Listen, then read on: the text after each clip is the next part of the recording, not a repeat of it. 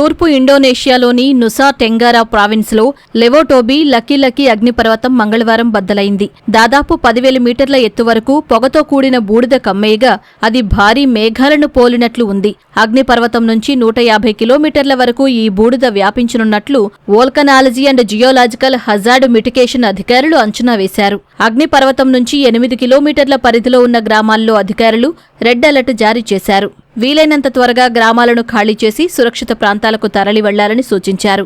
ఈ మేరకు అన్ని ఏర్పాట్లు చేసినట్లు తెలిపారు. అగ్నిపర్వతం నుంచి 12 కిలోమీటర్ల వెలుపల ఉన్న గ్రామాల్లోని ప్రజలు అప్రమత్తంగా ఉండాలన్న అధికారులు మాస్కులు ధరించి తగిన జాగ్రత్తలు తీసుకోవాలని సూచించారు. ఇప్పటివరకు అగ్నిపర్వతం విస్ఫోటనం కారణంగా ఎలాంటి ప్రాణనష్టం జరగలేదని, ఎవరూ అస్వస్థతకు గురికాలేదని వెల్లడించారు. లకీ అగ్నిపర్వతం విస్ఫోటనంతో తూర్పు ఇండోనేషియా ఏవియేషన్ అధికారులు అప్రమత్తమయ్యారు.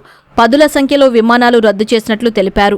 ప్రయాణికుల భద్రతను దృష్టిలో పెట్టుకుని నుసా టెంగారా ప్రావిన్స్లోని విమానాశ్రయాన్ని మూసివేసినట్లు వెల్లడించారు. నుసా టెంగారా ప్రావిన్స్ సమీపంలోని బాలి విమానాశ్రయానికి వెళుతున్న ఎయిర్ ఇండియా విమానాన్ని వెనక్కి మళ్లించినట్లు అధికారులు పేర్కొన్నారు.